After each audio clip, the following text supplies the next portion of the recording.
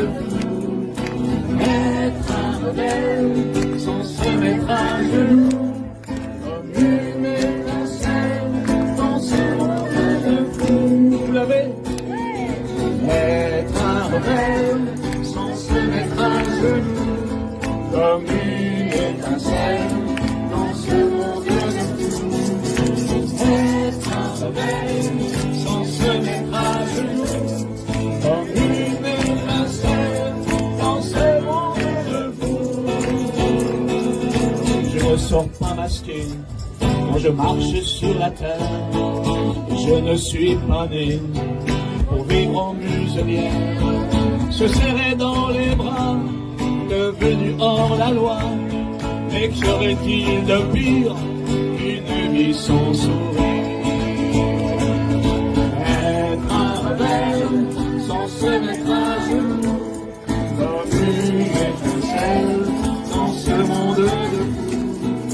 Être un rebelle sans se mettre à genoux, comme une étincelle dans ce monde de fous.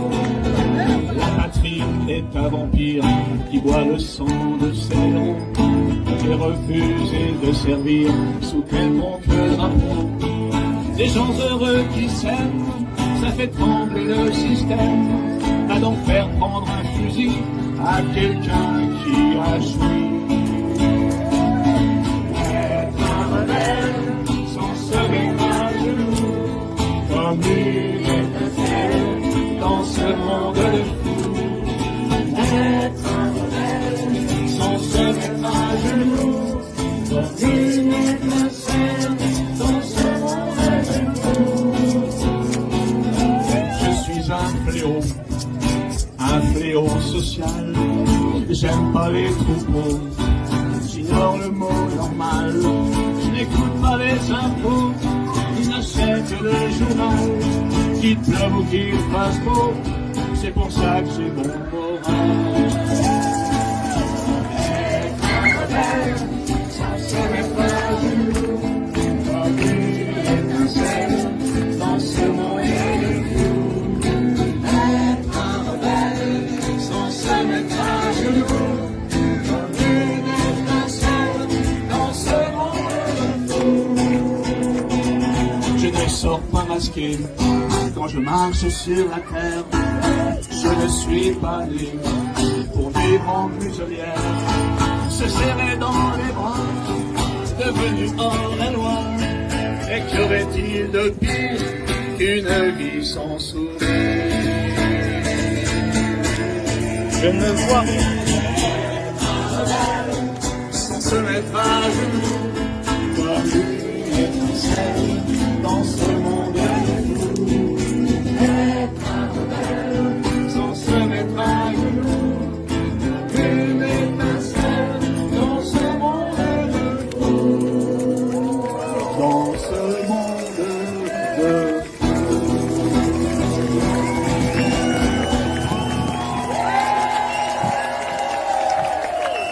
Merci beaucoup, bravo d'être là, bravo. Allô, allô. Et Ah, ça y est. bonjour. Alors là, Florian, c'est du direct, hein. Bonjour à tous. Bonjour Florian, on peut pas plus direct. Voilà. Ok. René et Florian sont là. Bah, pour la petite histoire, on a cru que Florian avait un contretemps parce c'était qu'on le avait cas. rendez-vous à... Ah ouais, voilà. Alors, c'était pas trop grave? Si, d'ailleurs, tout le monde en parle, TF1 et d'autres. Donc, je pense Et que le problème avec Irène Grosjean? c'est ça, puisque c'était une des invitées pour la journée dédiée aux vivants qui était prévue au Grand Rex le 3 septembre. Oui. Et donc, l'événement est un petit peu compromis par ce qui se passe actuellement. Il y a une décision à prendre dans la journée. Oui. Donc, voilà les raisons de mon retard. C'est-à-dire, déjà, moi, j'ai entendu sur les pages, là, le souci de Irène Grosjean. Et dans un premier temps, j'ai levé les yeux au ciel, quoi. Bon, voilà.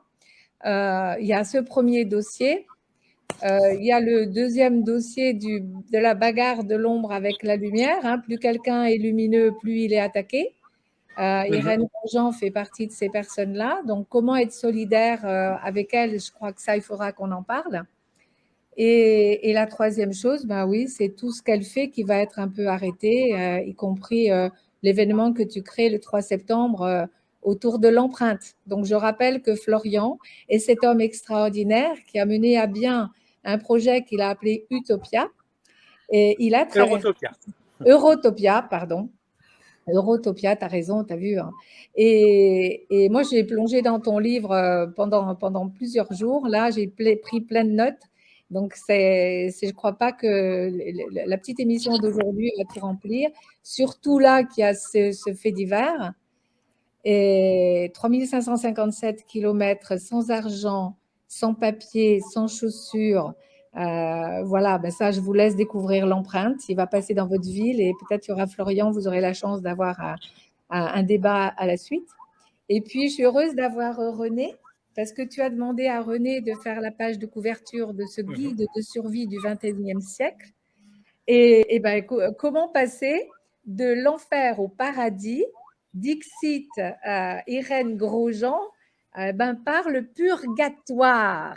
Hein, et donc, elle était un peu là, Irène, déjà. Dès l'entrée, je voulais parler d'elle. Et puis, René, vous le connaissez parce qu'il est souvent sur les pages. J'ai repris le livre que les amis connaissent bien, L'élan vital. Et vous avez énormément de points communs tous les deux. L'hygiénisme, déjà, la philosophie de vie, le fait que vous êtes des modèles, le fait que j'ai envie de vous donner la parole et que c'est moi qui la garde là pour l'instant. Je suis en état de choc avec Irène. René, je pense que tu es d'accord pour qu'on demande à Florian les dernières nouvelles, puisqu'on est un petit peu à la ramasse, nous, là. Alors, dis-nous un peu, Florian, des nouvelles d'Irène. En fait, j'en ai très peu. Je n'ai pas réussi à la joindre encore ce matin. J'ai appris ça il y a quelques heures seulement. Donc, je suis en plein brainstorming, savoir quelle décision prendre. Mais voilà, on va réfléchir à ça dans les heures qui suivent et se positionner assez rapidement. Bien sûr, bien sûr. Alors, en tout cas, tu es le bienvenu sur ces pages, Florian. S'il y a un appel de solidarité, s'il y a quoi que ce soit, on fait un appel en direct. Ouais. Quand tu veux, je demande à l'équipe, que ce soit ou Julie ou Loulou ou moi, on te reçoit hein, pour faire cet appel. Tout le soutien à Irène qui est venue sur ces pages, hein, nous partager les lois du vivant, elle aussi. Donc, mon sang n'a fait qu'un tour. Tu veux dire un petit message spécial sur le fait que les abonnés pourraient faire quelque chose, Florian? En fait, la première idée qui m'est venue à la tête quand j'ai vu cet article diffamatoire sur Irène, c'était de faire un post sur les réseaux, que je vais certainement faire d'ailleurs, je vais réfléchir encore un petit peu, pour poser la question, et vous, qu'est-ce que vous faites pour voir advenir le monde que vous avez envie pour demain? Parce qu'on est quelques-uns, comme Irène, comme René, comme moi, depuis quelques années seulement maintenant, à parfois prendre beaucoup sur nos épaules pour être actifs dans le monde qu'on a envie de voir venir demain. Et on est de plus en plus nombreux, on est soutenus par plein de personnes qui nous encouragent, qui nous disent que tout ce qu'on fait, c'est magnifique. Mais aujourd'hui, moi, ce que j'ai envie de leur demander à ces gens qui nous disent que c'est magnifique ce qu'on fait, c'est-à-dire des gens qui croient en nous, qu'est-ce que vous faites? Parce que nous, on ne va pas tout faire pour les autres. Exactement. Nous, on est partis depuis le mois de mars-avril avec Révolution Canapé, où on s'est dit qu'on devait tous s'asseoir sur le canapé pour faire un chemin vers nous-mêmes, que j'écris M'_AIME, pour justement se solidariser sur le plan de la carte bleue, des boycotts. Hein, on a créé un boycott qu'on a appelé le boycott bleu, tous les 15, 16, 17 août, 15, 16, 17 septembre, 15, 16, 17 novembre, et ajouter à ces journées des projets positifs. Alors, ça a été créé avec Jean-Dominique Michel, Olivier Soulier, il y a déjà des gens.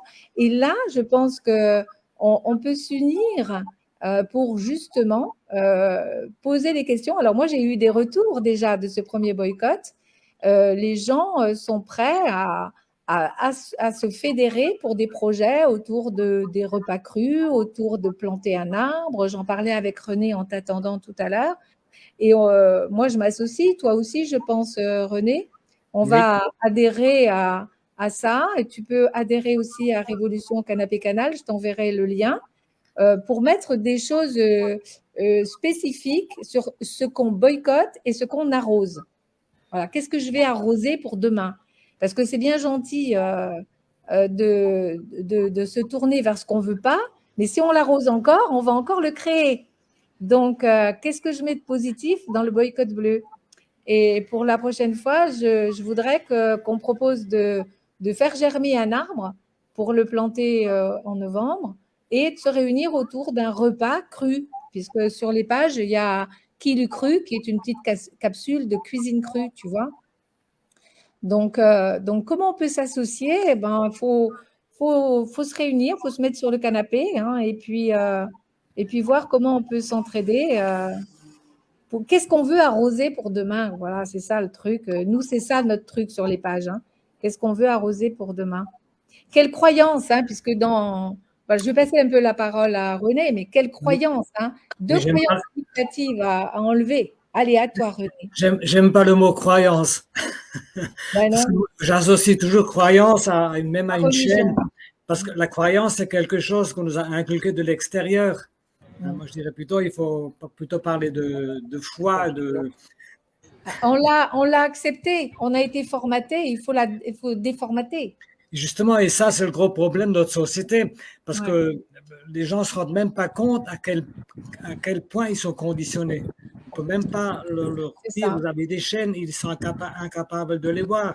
Et le gros travail, il est là, justement, vraiment de se défaire de tous ces conditionnements. Ben, on en a tous, hein, on en a tellement eu depuis l'enfance. Et malheureusement, il y a des gens qui sont vraiment enfermés, je dirais, justement, dans leurs croyances, dans leurs convictions. Et on a du mal à leur montrer qu'ils vont au travers. Voilà. Et donc, c'est vraiment un gros travail parce que c'est tellement puissant. Parce que ceux qui mènent le monde, ils savent comment faire. Ils connaissent le comportement humain, ils connaissent le psychisme humain. Exactement. Alors là, j'étais tellement prise dans Irène. Les abonnés voudraient savoir ce qui est arrivé à Irène. Ben, elle a été accusée d'agression sexuelle sur un enfant, si j'ai bien compris. C'est ça, Florian? Oui, c'est ce que disent les journaux suite à une vidéo où elle explique comment est-ce que l'on procède pour faire le bain de siège à friction sur les enfants. Voilà. Ouais. Donc, c'est presque, ça serait presque drôle si c'était pas aussi grave. Voilà.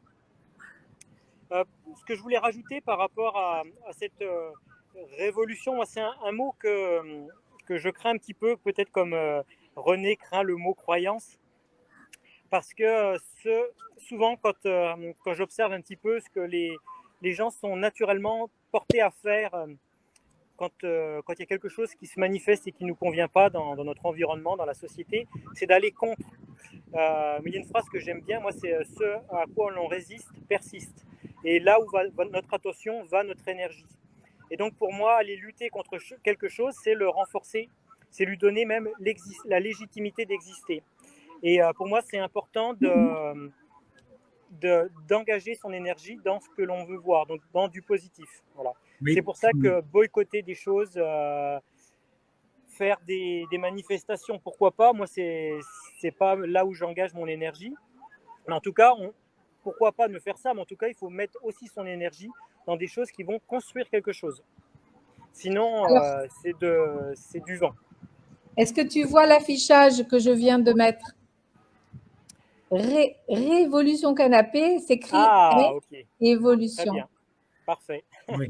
Donc, c'est révolutionnaire et c'est évolutif, si tu veux. Moi, je suis dans les paroles, Florian, et je m'amuse avec les paroles. Et j'ai tellement envie que nous arrosions ce que nous avons envie de voir dans l'avenir, tu vois. Donc, j'ai créé avec des amis Révolution Canapé, c'est-à-dire évoluons à nouveau le petit groupe de prise de conscience. Hein, et moi, j'aime beaucoup Fabien Moine aussi dans l'hygiénisme. Hein, il est très large aussi dans ses vidéos. Voyons ce que nous pouvons faire pour la révolution canapé, c'est-à-dire de mon canapé, qu'est-ce que je veux voir advenir? Je crée ma réalité avec mes pensées. Hélas, René, mes croyances, même si j'ai été formatée, je les ai prises. C'est ce que disent les accords Toltec, tu vois. J'ai fait un accord avec ces croyances. Il faut que j'en prenne conscience et que je les lâche. Et c'est ça que j'aime sur vous deux, c'est que vous lancez des pierres dans la mare qui éclaboussent tout le monde. Et j'ai envie que Révolution Canapé en profite. Et par rapport à ce que tu dis, tout ce que j'arrose pousse est une phrase positive et bienveillante, Florian. Je crois que René, il est d'accord. Hein, arboriculteur de génie, tout ce que j'arrose pousse avec mes pensées. Et d'ailleurs, Florian, quand tu parles de maladie, René aussi, vous dites l'alimentation et les pensées toxiques. L'alimentation toxique et les pensées toxiques. Moi, là, je vous rejoins complètement. Je suis naturopathe avec modestie depuis 1986 et je pratique le jeûne et tout ça, mais beaucoup plus modeste que vous, hein, même si ça fait partie de ma philosophie de vie. Alors, la toxicité, j'arrête de l'arroser. Pour arrêter de l'arroser, j'enlève certaines croyances. On est dans le vif du sujet, là. Donc, dans ton livre, tu dis, Florian, lutter contre les maladies est une guerre contre la vie perdue d'avance. Absolument. Dans ce livre-là, en fait, ce n'est pas du tout un livre de naturopathie. D'ailleurs, je ne suis pas naturopathe. C'est un livre qui vient déconstruire des croyances. Voilà. Et pour moi, on assiste vraiment à une révolution, comme tu dis, pour reprendre ton terme, une révolution des croyances, parce qu'on arrive dans une voie de garage avec nos croyances avec des croyances qui ont besoin d'évoluer, justement. Et quand on touche à des croyances, on touche au fondement, parfois même de la civilisation, au socle qui forme nos existences. Et c'est pour ça que ça sème autant de troubles, parce que les gens peuvent même se sentir menacés dans le fait qu'on remette en cause ce qui est, pour eux était quelque chose d'impossible à remettre en cause, une sorte de vérité indémontable. Ouais. C'est ça. Et toi, René, qu'est-ce que tu en penses? Ben oui, c'est certain qu'il faut que je cultive d'abord mon intérieur aussi, hein, parce que l'extérieur étant le reflet de notre intérieur. Donc, effectivement, cette évolution, cette révolution, elle passe par notre intérieur, hein, donc c'est par la transformation de chacun d'entre nous. Il n'y a que comme ça qu'on peut changer le monde, et comme a dit Florian, c'est pas en se battant contre un problème ou en fuyant un problème qu'on va le résoudre. Hein. Fuir un problème, c'est une course qu'on ne gagnera jamais. C'est ça. Je me suis beaucoup motivée en tant que directrice d'école sur ces petites paroles qui nous permettent de choisir. La parole est une énergie aussi. Hein. On a parlé de l'alimentation et des pensées. Pour avoir accès à mes pensées, pour moi, il faut déjà que j'ai accès à mes paroles. Hein, quand je dis « il faut que je change mon alimentation », je ne la change pas. Si je dis « je change mon alimentation », là oui, je suis en route. Donc, il y a plein de petits déclics comme ça dans la boîte à outils de Enjeux de parole qui m'emmènent vers ce changement de croyance. Et donc, je révolutionne depuis mon canapé déjà en changeant mon système de pensée et en déformatant mon système nerveux central. Alors là, on est en plein dans le vif du sujet et je pense qu'on va arriver vers la vie, les lois du vivant, en nous déformatant de ça. Et en prenant conscience que les maladies ne sont pas une fatalité. Ce n'est pas une fatalité. C'est je choisis la santé. J'arrose la santé qui est donc je retrouve l'élan vital dont René parle. On aurait pu prendre ton livre Le théâtre de la vie aussi, hein, oui. René. Vous vous rejoignez tellement, vous avez tellement de choses à dire, même si on est pris par le drame. Alors, comment se procurer ce livre, Florian? Eh bien, sur mon site internet freeyourlife.fr ou floriangomet.com, j'en ai deux. Il y a une boutique Alors, et ce livre se trouve dans la boutique. Et un petit mot sur le titre. Comme je le disais, je ne suis pas naturopathe, donc je n'avais pas envie d'écrire un livre, un guide de la santé ou quelque chose comme ça. Et comme moi, mon statut, là où je suis compétent, c'est dans le milieu des expéditions et de la survie.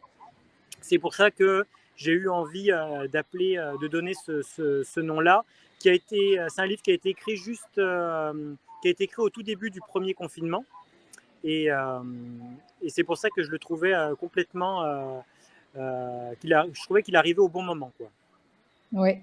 Je trouve aussi qu'il est très, très documenté et tu donnes beaucoup de tableaux pour nous expliquer, pour expliquer au lecteur toute cette évolution et comment on peut revenir à du simple, à du naturel.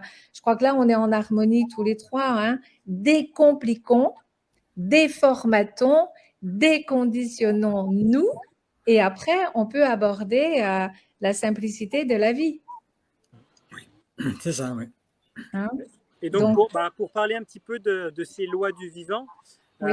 Moi, de la manière dont je les conçois, c'est que, un peu comme, enfin, c'est même pas un peu comme, c'est comme les tout premiers hygiénistes abordaient le thème, hein, à savoir que la toxémie est à l'origine des maladies. Et donc, c'est pour ça qu'on est un petit peu à contre-pied par rapport au discours officiel sur la maladie, puisque la maladie, c'est quelque chose de désagréable contre lequel on aimerait se prémunir. Alors qu'en naturopathie, chez les hygiénistes, on apprend que la maladie, elle est là pour aider le corps à faire sortir les toxines qui causent tous les dérèglements dans notre corps.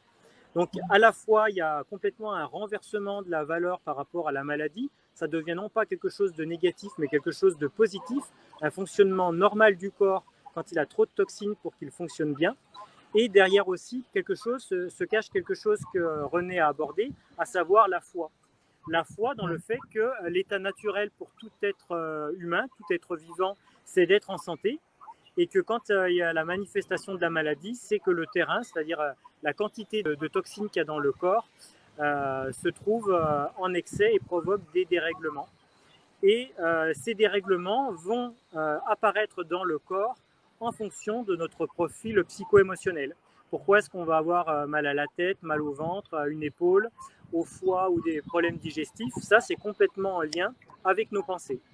C'est pour ça qu'il n'y a pas d'un côté les hygiénistes qui parlent uniquement des toxines et puis d'un autre côté le milieu du développement personnel qui va parler, qui va dire que tout est d'origine émotionnelle. En fait, les deux sont complètement liés et les deux sont des vérités complémentaires. C'est ça, parce que l'alimentation a une importance sur notre façon d'être, notre façon de penser.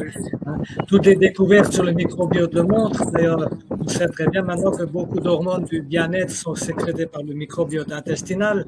Donc, l'alimentation, comme je dis dans un de mes dessins, ce que je mets dans le ventre, je le mets aussi dans la tête. D'où le chemin vers soi-même, et m'apostrophe IME, ce chemin intérieur spirituel, parce que l'aliment, je crois que c'est Michel Barthéléry qui le dit, c'est alire et mentis. Donc, faire croître l'esprit. Et je crois que là, on est tous les trois d'accord. D'ailleurs, si je change mes pensées, je change mon alimentation. Si je change mon alimentation, je change mes pensées. C'est bon dans les deux sens. Donc, ça vaut le coup d'y réfléchir sur mon canapé. Qu'est-ce que je veux vivre? J'écris VOX, quel est mon désir de vie? Quel est le désir pour moi? Quel est le désir pour le monde? Pour rejoindre ton souhait, Florian. On sous-estime carrément l'impact de l'alimentation, bien sûr sur la santé, mais aussi sur notre manière d'être. Et en fait, pour s'en convaincre, il suffit de regarder un petit peu ce qui s'est passé auparavant. Donc, il y a 2 millions d'années, on est passé de cueilleurs, donc on était ni plus ni moins des primates, hein, de cueilleurs à cueilleurs-chasseurs. Donc là, tout d'un coup, quand l'homme il se met à consommer de la viande, il modifie complètement sa manière de vivre, il devient un chasseur, il se met à développer des stratégies, son corps se transforme. Il y a 12 000 ans, avec l'entrée dans le néolithique, l'être humain se met à consommer des céréales et des produits laitiers en plus. Et là, une révolution complète de la manière de vivre et de penser également. Et puis, il y a environ, je ne sais pas, peut-être 50 ans environ, une nouvelle modification de notre alimentation avec beaucoup plus de nourriture industrielle et qui a encore modifié notre comportement. Et pour moi, le changement de civilisation en cours, eh bien, il va forcément passer également par un changement d'alimentation qui, comme je le conçois en tout cas, reviendra un petit peu aux sources finalement, à savoir redevenir principalement cueilleur. Mm. D'ailleurs, il y a de plus en plus de maraîchers, il y a de plus en plus de jardins partagés. Hein, il y a un collectif d'amis en Alsace, je pense René, que tu le connais, qui cultive ensemble un jardin. Toi, tu vis dans le cœur de ton domaine arboriculteur, jardinier, etc. Et là, il y a une forte tendance. Hein, vous êtes d'accord tous les deux? Oui. Et puis justement, ce qui est intéressant, bon, c'est vrai que tout le monde ne peut pas y arriver pour les gens qui habitent en ville, c'est de rechercher de plus en plus l'autonomie par rapport dans le système dans lequel nous vivons. Donc, effectivement, comme je dis souvent, je suis en recherche d'autonomie alimentaire, au niveau énergétique, on n'est pas à 100% non plus. La seule chose, on est vraiment autonome, c'est en santé. Donc, et ça, c'est déjà très bien. Et c'est nous qui la cultivons. C'est pour Ben, ça tout à que, fait, tout bah à oui, fait. bah oui, ouais, ouais. Donc, il faut vraiment revenir à comprendre que la toxicité qui provoque la maladie et que la maladie est une guérison, c'est nous qui nous la créons dans nos choix d'alimentation. Donc là, vous êtes tous les deux pour les lois du vivant et j'aimerais que vous expliquiez un petit peu ce que sont les lois du vivant de la vie. Hein, c'est le titre que j'ai choisi finalement pour ce autour de la survie, parce que quitter la survie est entrer dans la vie. On est d'accord? Voilà. Alors, je prends conscience que je suis en survie. Alors, je me mets dans mon canapé et qu'est-ce que je fais pour faire évoluer la situation? Comment je passe de la survie? D'ailleurs, l'envers de survie, j'avais bien aimé, je ne sais plus qui l'a dit, mais c'est virus. C'est le truc qu'ils nous ont inventé, là, survie virus. Vous savez qu'ils ont le cerveau à l'envers. Donc, nous remettons notre cerveau à l'endroit. Ça, c'est une bonne évolution. Mettons notre cerveau à l'envers. Hein, voilà. Donc, comment voyez-vous, tous les deux, hein, je vais vous passer la parole, ces lois du vivant que vous appliquez, vous, dans votre vie, puisque toi, Florian, tu as fait 3557 km en mangeant cru ou en ne mangeant pas, d'ailleurs. Parce que je vous envoie vers le film merveilleux que j'ai déjà vu 2 fois. Et puis, je vais poser la question sur son actualité à Florian. S'il est en Bouches-du-Rhône, j'y retournerai. Et à René qui vit dans son jardin. Voilà. Alors, les lois du vivant, qui commence? Florian? Bah voilà, pourquoi pas. Alors, les lois du vivant, pour moi, ça va être de prendre conscience de nos origines, à savoir, on fait partie des primates et même de la famille des hominidés, au même titre que le gorille, le chimpanzé, l'orang-outan. Et donc, pour moi, les principes des lois du vivant, c'est de s'inspirer de la nature pour prendre modèle. Et donc, par exemple, ce qu'on observe chez les animaux, c'est que quand ils sont malades, et ça, c'est pas vrai que chez les primates, hein, quand ils sont malades, par exemple, ils jeûnent, puisque la maladie, c'est une accumulation de toxines, et le jeûne, c'est le remède le plus efficace pour que le corps fasse sortir ces toxines. Les lois du vivant, c'est aussi l'hormèse, à savoir que notre corps, pour bien fonctionner, il a besoin d'être stimulé par le chaud, le froid, la faim, la fatigue.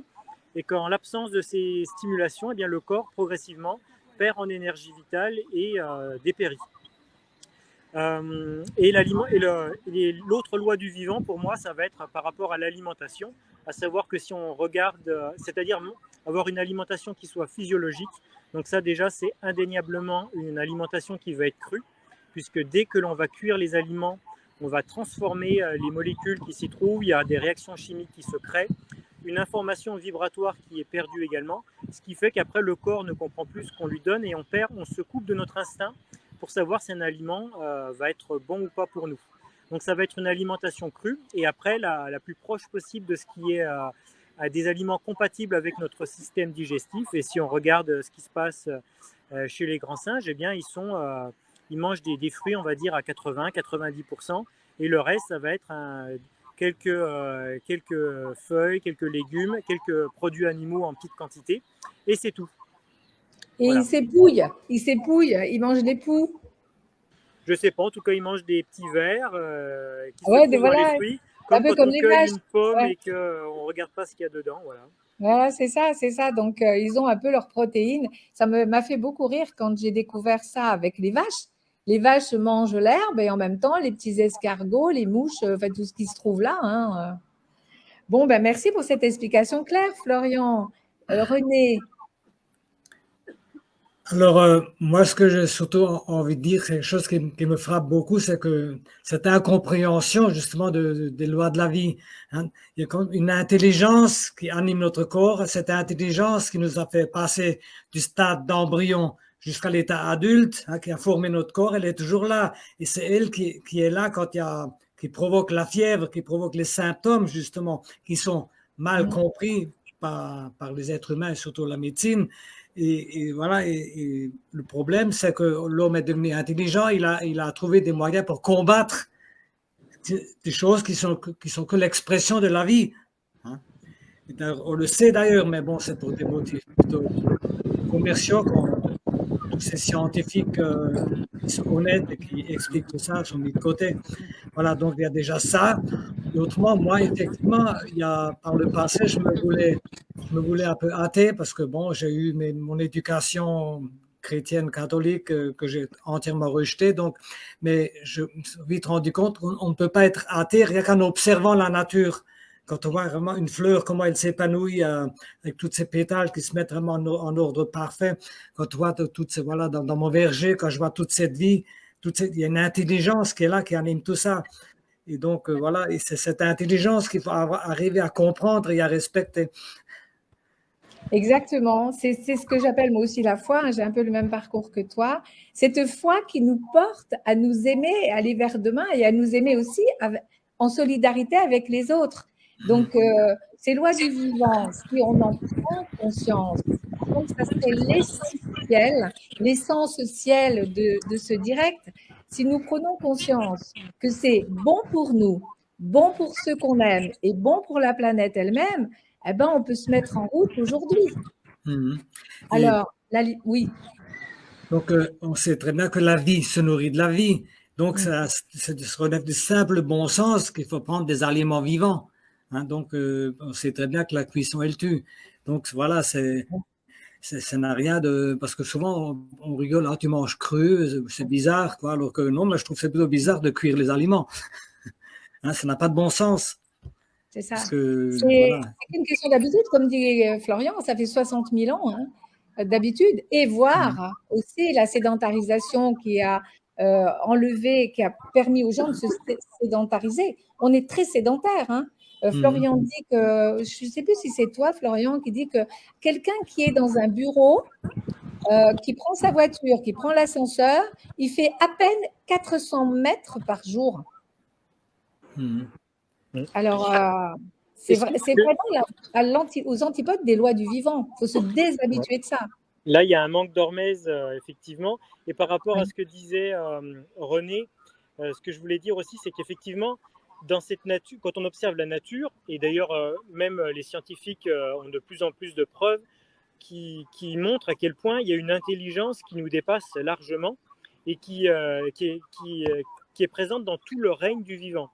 Et on pourrait se demander à ce moment-là, puisque nous, on fait partie du vivant aussi, comment se fait-il qu'il puisse y avoir autant de disharmonie et de problèmes chez l'humain finalement?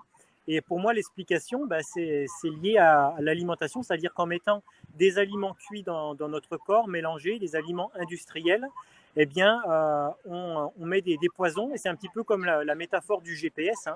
Pour bien se diriger dans la vie, si vous avez un GPS qui fonctionne, c'est facile. Et si vous n'avez pas de réseau pour une raison X ou Y, vous savez plus où aller, vous faites un petit peu n'importe quoi. Pour moi, c'est exactement ce qui se passe dans le corps, c'est-à-dire que quand la charge de toxines, la charge de poison est trop importante, c'est comme si on perdait finalement on perdait cette reliance, cette connexion avec l'intelligence de la vie. Et tout d'un coup, on peut partir dans des directions tout azimut, sans queue ni tête. Et même à l'opposé. C'est mon interprétation. Oui, et même à l'opposé, c'est la mienne aussi, et même à l'opposé de notre excellence. Quand on choisit Big Pharma au lieu de choisir la médecine naturelle, le jeûne, l'aromathérapie, D'ailleurs, rien que le jeûne qui est complètement offert, gratuit, etc., nous guérit à la façon Jacques Salomé, hein, gué, G-A-I, ri, R-I, hein, et c'est cette vibration que nous avons à retrouver, cette vibration que nous avons perdue à travers des paroles sans conscience, une alimentation sans conscience, des croyances que nous avons acceptées et avec lesquelles nous jouons et qui sont à l'encontre de l'amour de nous-mêmes. C'est pour ça aussi que je joue avec cet amour de soi-même, parce que tout est vibratoire, vous êtes d'accord? L'alimentation est vibratoire, la pensée est vibratoire, la parole est vibratoire, l'impact que l'on donne au temps présent est vibratoire. Et Florian, tu parles des 95% d'énergie noire et des 5%. Est-ce que tu peux en dire une petite parole là? Eh bien, je suis issu du monde scientifique puisque j'ai un master en mathématiques. J'ai été élevé dans un contexte familial où c'était vraiment, en tout cas, c'est moi ce qui m'a influencé, la science pure et dure, cartésienne, ce qui n'est pas mesurable, visible. On fait comme si ça n'existait pas. Ceux qui prétendent le contraire sont des imbéciles, carrément. Et donc, je grandis avec ces croyances-là. Sauf que dans cette société, il n'y a rien qui me fait rêver, rien qui stimule en moi l'élément de vie. Donc, je vais le trouver à travers les voyages, les expéditions. Et au cours de ces expéditions, il m'arrive des événements tellement marquants que je cumule expédition en expédition de plus en plus extraordinaires. Où au bout d'un moment, je me dis, je ne peux plus continuer à vivre comme si je faisais en sorte que l'invisible n'existe pas. Parce que c'était plus possible de vivre comme ça. Et en fait, ça rejoint complètement la science avec le passage que tu as cité, puisque si on veut vivre qu'avec ce qui est mesurable et visible, on vit avec 5% de la vie. Voilà. Et les 95%, on les fait passer à la trappe. Et on oublie la magie de la vie. Alors René, qu'est-ce que tu en penses? Moi, ce qui compte avant tout, déjà, c'est l'expérience, toutes les expériences de vie qu'on peut avoir. Et c'est ça qui nous donne vraiment une grande confiance en cette intelligence vitale. Moi, c'est tout mon vécu, parce que j'ai eu des problèmes de santé, d'ailleurs, surtout avant de découvrir les méthodes naturelles de santé. Puis quand je vois un peu toutes les personnes que j'ai pu conseiller, ils ont vraiment eu la foi, ou vraiment une certitude quelque part quand on l'a vécu. Hein. C'est plus de la théorie. Et c'est pour ça aussi, nous devons être des exemples quand on enseigne quelque chose. Et puis Florian, c'est vraiment un super exemple avec tout ce qu'il a. Moi, vraiment, gratitude Florian pour tout ce que tu as réalisé, parce que tu peux montrer tout ce qu'il est possible de faire. Hein, et ça, c'est parce que moi, franchement, tu as traversé de l'Europe en courant sans papier, sans chaussures. Il faut le faire. Hein. Moi, chapeau. Et tu es un magnifique exemple. Hein. Et surtout aussi, tu as traversé des monts Mackenzie. Donc, c'est comme ça qu'on peut plutôt convaincre quelqu'un, c'est par l'exemple plutôt que d'enseigner des théories. C'est le piège d'ailleurs dans l'époque qu'on vit, où on essaye de changer les choses avec des arguments intellectuels. Donc, je pense que c'est important pour que le mental se rassure et comprenne un petit peu ce qui se passe. Mais au final, la clé, ça sera toujours l'expérience que l'on va vivre. Et je le vois dans le milieu de l'alimentation vivante, par exemple. On peut donner tous les détails de la théorie, expliquer avec les meilleurs arguments, etc. Tant que la personne n'aura pas vécu sur elle-même ce qui se passe dans son corps quand elle mange vivant et qu'elle se libère de ses toxines et qu'elle va mieux derrière, elle n'aura pas compris ce qui se passe. C'est exactement ça, mais c'est aussi l'analyse que l'on fait de nos expériences, parce qu'on peut être tenté par le découragement. Dès qu'on mange un peu cru et qu'on a les intestins qui sont un peu digérés, on n'est pas obligé de comprendre que c'est nos intestins qui se nettoient. On peut comprendre que c'est l'alimentation vivante qui ne nous convient pas. Donc, il faut vraiment choisir des modèles. Hein. Irène Grosjean, à qui on envoie tout notre amour, en est un. Vous en êtes deux. Il y a des petits modèles qui se promènent de par le monde. Hein. Avec modestie, je prône tout ça aussi. Et je pense que ça s'aime. Ça s'aime. Hein. Ça se répand. Je pense que vous allez être d'accord. Donc, ces lois du vivant nécessite quand même, je reviens toujours à mon canapé, hein, cette évolution est nécessaire. Là, ce petit direct qui va durer une petite heure va nous amener juste à prendre conscience de ces lois du vivant. Qu'est-ce que j'en fais maintenant que j'en ai l'explication? Déjà, réécouter ces explications, je pense que ça sera très, très important. Regardez comment je passe de l'enfer au paradis par le purgatoire. Je crois que tu dis qu'il faut à peu près 1 an, 2 ans pour devenir quelqu'un de complètement alimentation vivante. Ah, je dirais que c'est plus long que ça. Hein. Même plus long. Ouais. Moi, je vais juste parler de mon point de vue et de mes expériences. Personnellement, il m'a fallu il faut plusieurs années de toute manière pour passer à l'alimentation vivante.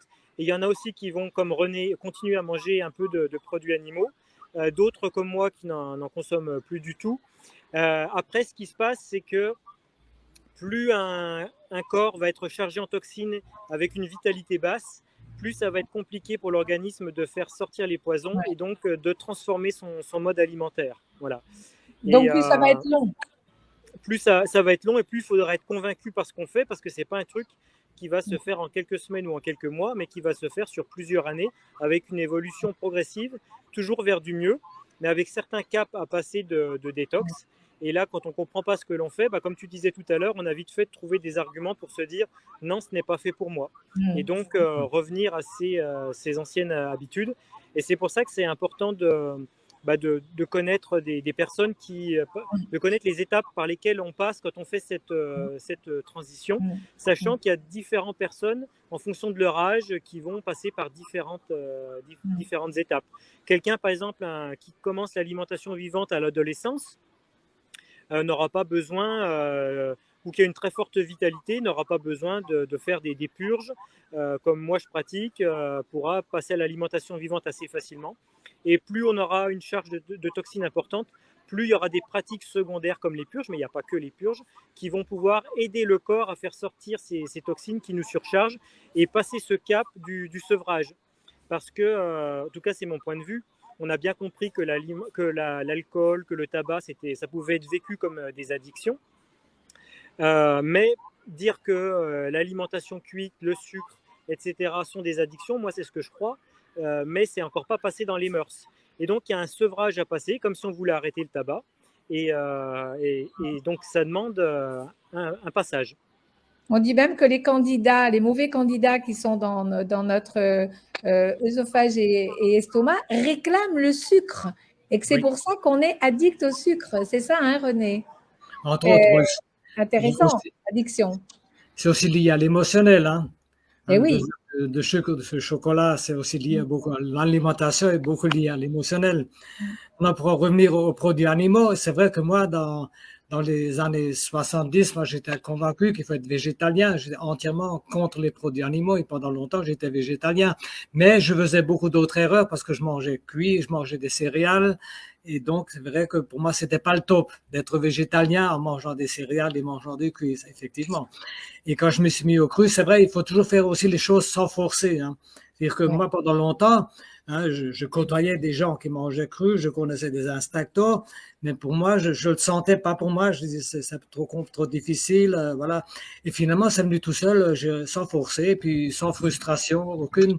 Mais par contre, voilà, j'ai senti le besoin, une fois que je mangeais cru, de consommer quelques protéines animales crues, bien sûr. Hein. Bon, c'est vrai que la viande, quelque part, ça me répugne. Hein. Je ne mange pas de viande, hein, mais bon, je rajoute de temps en temps.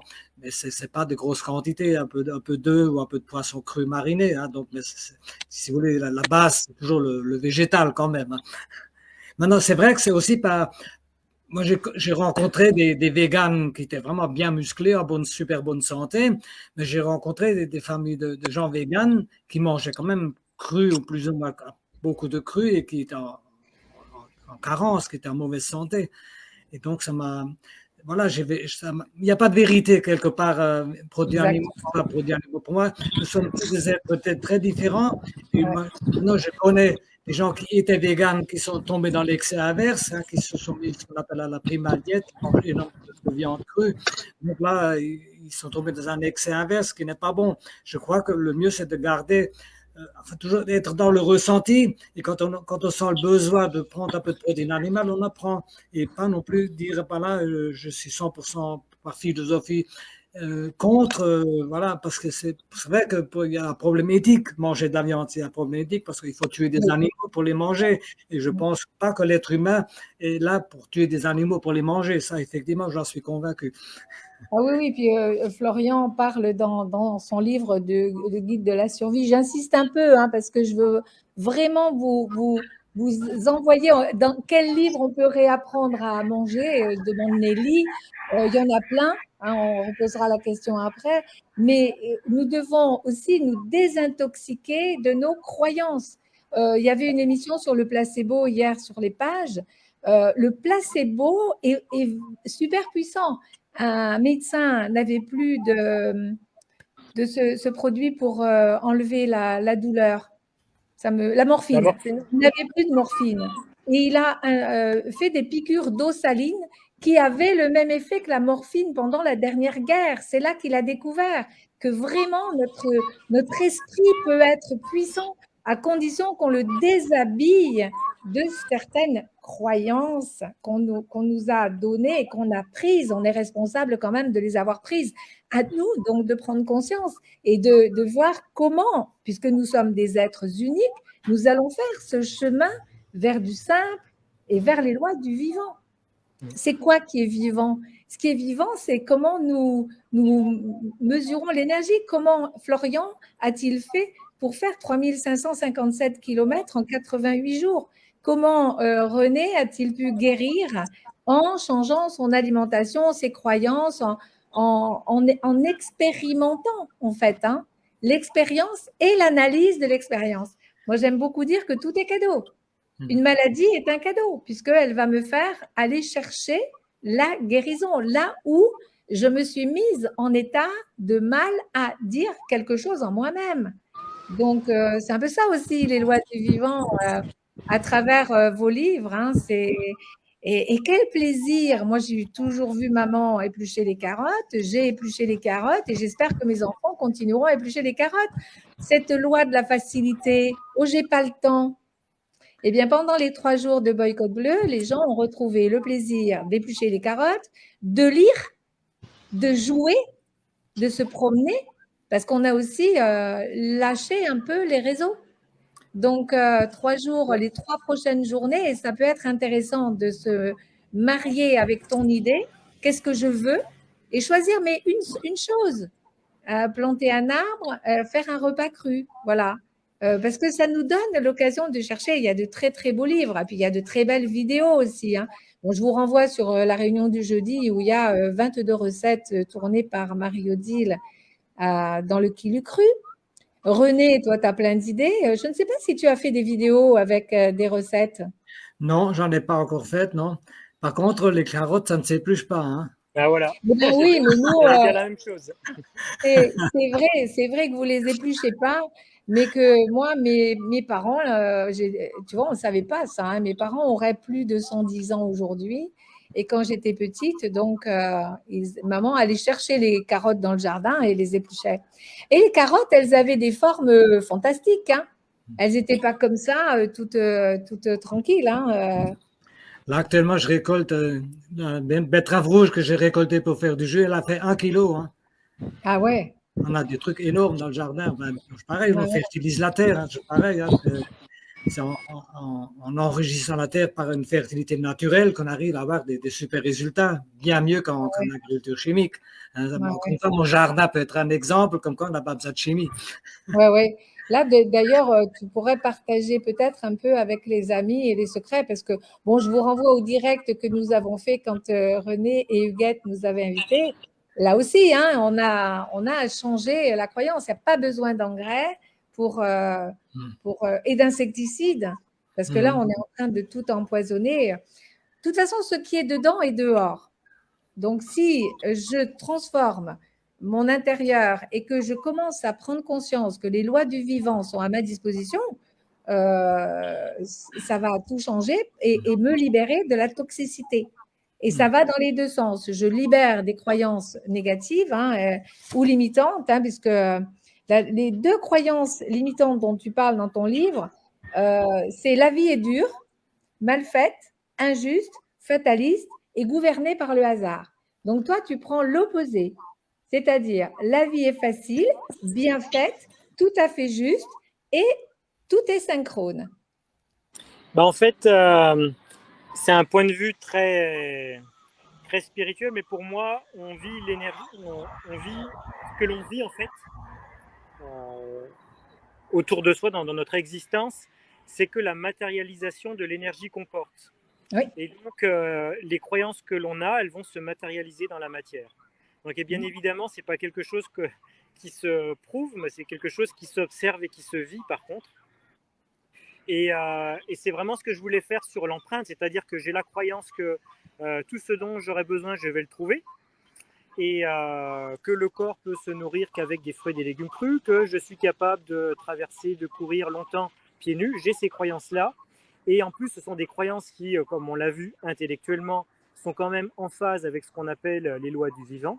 Et donc derrière, eh bien, j'ai la capacité de matérialiser ça dans l'expérience terrestre. Et c'est pour ça que j'ai pu aller jusqu'au bout. Et si j'en ai bavé quand même pendant tous ces kilomètres, c'est ni plus ni moins l'expression de que je crois que je vais y arriver, mais que ça va être difficile. Ça, c'est mes croyances. J'ai les croyances que tout est possible, mais que ça ne va pas être facile quand même.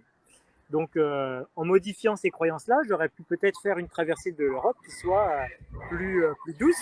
Mais en tout cas, j'ai fait avec les moyens du bord. Et là, je vais devoir vous quitter parce que, comme on disait au début, j'ai quelques urgences à traiter. Juste te dire que c'est tout à fait la parole positive et bienveillante, puisque la règle numéro 2, c'est je crée ma réalité. Avec quoi je la crée? Avec mes pensées, mes paroles. Et si je dis j'y arrive, c'est facile, je sais, je comprends, tout va bien, je grandis, c'est sûr que c'est plus simple, hein, tout est juste. René, tu veux dire quelque chose à Florian avant qu'il s'échappe? Merci à Florian et merci pour ce que tu fais, pour les belles choses que tu vas pouvoir faire. Voilà. Donc, pour ce beau modèle, Est-ce que tu serais d'accord pour qu'on se retrouve une ou deux fois quand même, on s'échange un email? Je suis vraiment beaucoup occupé là sur cette fin d'année. Donc, on verra. On verra, je t'enverrai un petit mail d'ici 2-3 mois. Ouais. Est-ce que tu viens à Marseille, Aix et Istres comme c'était prévu? Alors, je retourne à Montpellier le 1er septembre. Ouais. C'est la dernière fois que je retourne dans le sud pour l'avant-première normalement.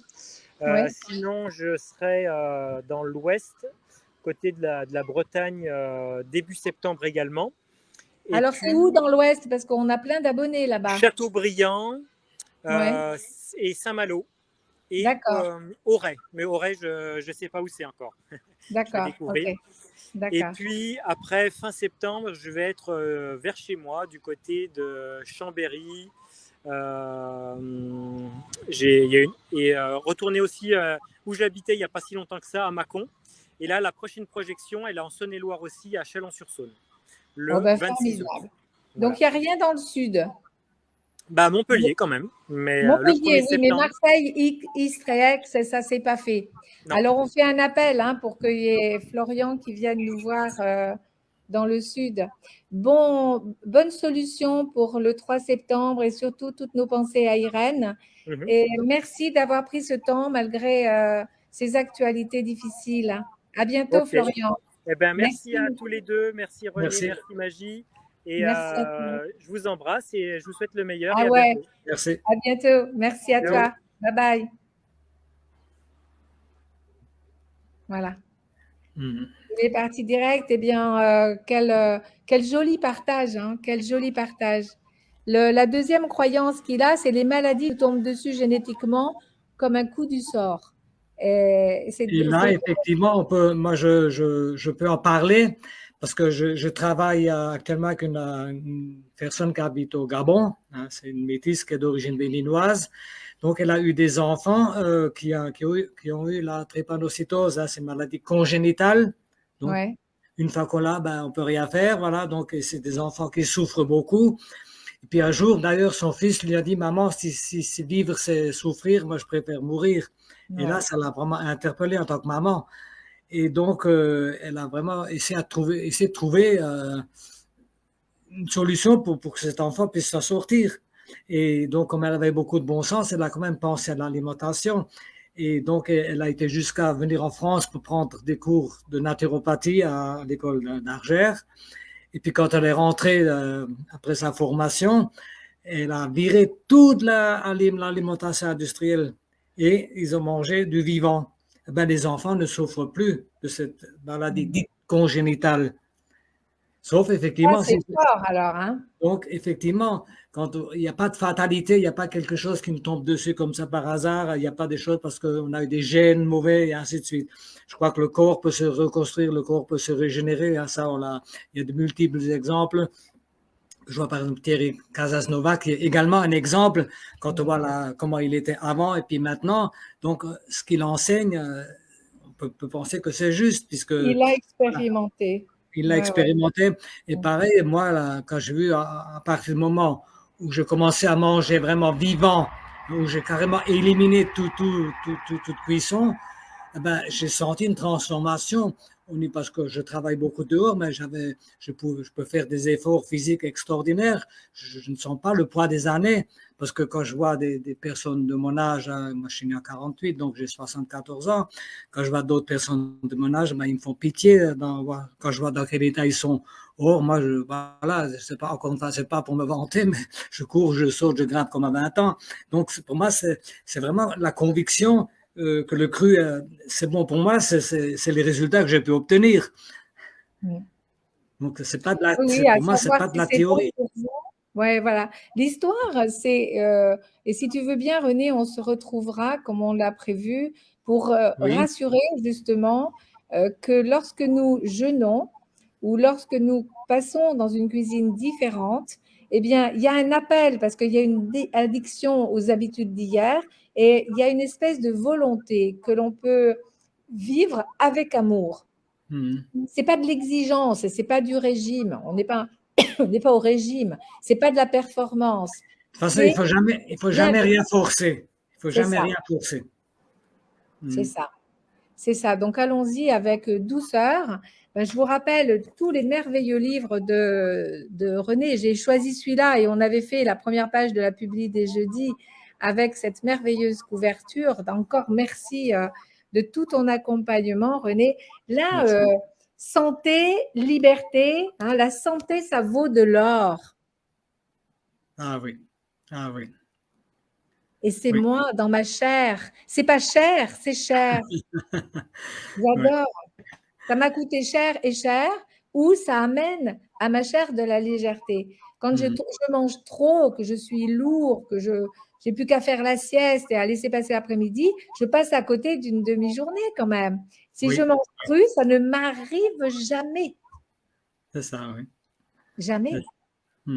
Jamais. Alors moi, tu sais, j'ai guéri de la maladie de Lyme avec tout ça, sans médicaments. Donc évidemment, ça m'a peut-être pris 2 ans. Il y a 1 an, j'ai fait une petite vidéo pour témoigner. Et là, encore une année de plus, je vais vraiment bien. Il y a encore quelques raideurs alors qui sont dans mes mains, tout ça. Et je vois que certaines personnes de mon âge ont les mêmes raideurs sans être passées par ça. Et je t'admire beaucoup parce que c'était Paul qui t'a mis sur ce chemin, même si tu écrivais depuis plus longtemps. Hein. Oui. Voilà. Donc Sylvie nous dit, mon asthme a disparu du jour au lendemain depuis mon rééducation de mes corps. Je pense qu'elle s'écoute. Elle a mis pas mal de messages. Sylvie, elle est très intéressée. Super. Hein, ben voilà. Sylvie nous dit, la vie est belle, les amis, nous traversons la tempête et marchons en confiance pour le nouveau monde qui est en nous. Nous en sommes le ventre. Oh ben, quelle belle conclusion, René. Qu'est-ce que tu en penses? Très bien, super, très bien. Une superbe conclusion. Merci Sylvie. Ah ouais, merci Sylvie.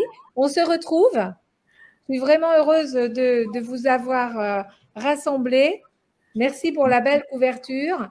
Et puis en l'honneur de Irène, pour passer de l'enfer qui est destiné de l'enfer au paradis, eh bien, il faut passer par le purgatoire, c'est-à-dire pour Irène, se purger. On lui envoie plein d'amour, hein. On lui envoie plein d'amour. Oui. Mmh. Plein d'amour. On vous tient au courant, les amis. Florian nous dira si on peut faire quelque chose. Et on va faire du positif. Il a raison, Florian. Hein, on va faire du positif. Toi aussi, tu es très positif. Hein. C'est ça, c'est ça. Tu es un modèle. Tu es un modèle. Merci. Merci, René. Merci. Alors, attends, c'est vraiment, c'est moi qui te remercie. J'avais sélectionné tous essentiels ou l'image que je dégage. Qu'est-ce que tu préfères? L'image que je dégage. Ah oui, c'est un petit jeune homme que je promotionne aussi, qui fait de très belles chansons. J'attends l'enregistrement de Conscience, parce qu'alors là, Conscience, ça ira bien dans les capsules de la rentrée. Merci René. Merci à toi, Magie. Et puis Fais un bisou à Huguette. Merci les amis. Oui, Bisous. à bientôt. Merci René. Au revoir. Merci les amis. Je me sens pas à la hauteur de cette image que je dégage. Je suis là avec mes peurs, mes faiblesses, mes névroses. C'est ça qui inspire mes proses. L'espoir qu'un jour le monde change, l'espoir qu'un jour je devienne un ange. Un être plein d'amour complet, qui s'en fiche de savoir s'il plaît. Sans toujours chercher la reconnaissance, sans toujours chercher au foot ses dépendances. Je me console en me disant que je ne suis pas aussi fort que j'en ai l'air. C'est bien pour ça que je suis aussi fort que j'en ai l'air. On a tous des beaux discours sur la vie, sur l'amour. On fait comme si on savait à l'extérieur. Et au fond, on est tous du flanc à l'intérieur. Quand on sourit, on fait sourire les gens. Mais au fond, est-ce qu'on sourit vraiment? J'ai parfois l'impression de dégager la sérénité que j'arrive pas à attraper. Quand je raconte que ça va pas, que je perds le goût de vivre. Mais qu'est-ce qui t'arrive? T'en fais pas, je m'inquiète pas pour toi. Et ben moi justement je m'inquiète pour moi. Et j'en peux plus de m'entendre parler. Toujours parler de moi. Mais tais-toi. Alors je m'isole, j'en peux plus de m'imposer. Mais je finis quand même par m'entendre penser. Et j'analyse la moindre de ces pensées. Bref, j'analyse ce que j'analyse. Et je ne sais même plus ce que je vise. Alors j'écris pour pouvoir chanter. Être le seul à parler. Et encore l'attention m'attirer. J'ai du mal à accepter cet égo démesuré. Cet enfant blessé. Je voudrais être un saint, mais je suis juste un humain. Ma seule réelle satisfaction, c'est que certains s'identifieront, auront quelques frissons et se diront qu'on n'est pas seul dans cette galère, qu'on est tous faits de la même matière. Que nos yeux soient fermés, que nos yeux soient ouverts. On n'a pas tous les mêmes problèmes, on a tous vécu la même peine, on a tous vécu la même peur, la même tristesse, la même rancœur, la même colère, sans oublier la joie. On peut avoir la foi en soi, la foi en Dieu, la foi en nous. Tu, vous, il, elle, parce que c'est la foi qui nous rendra nos ailes.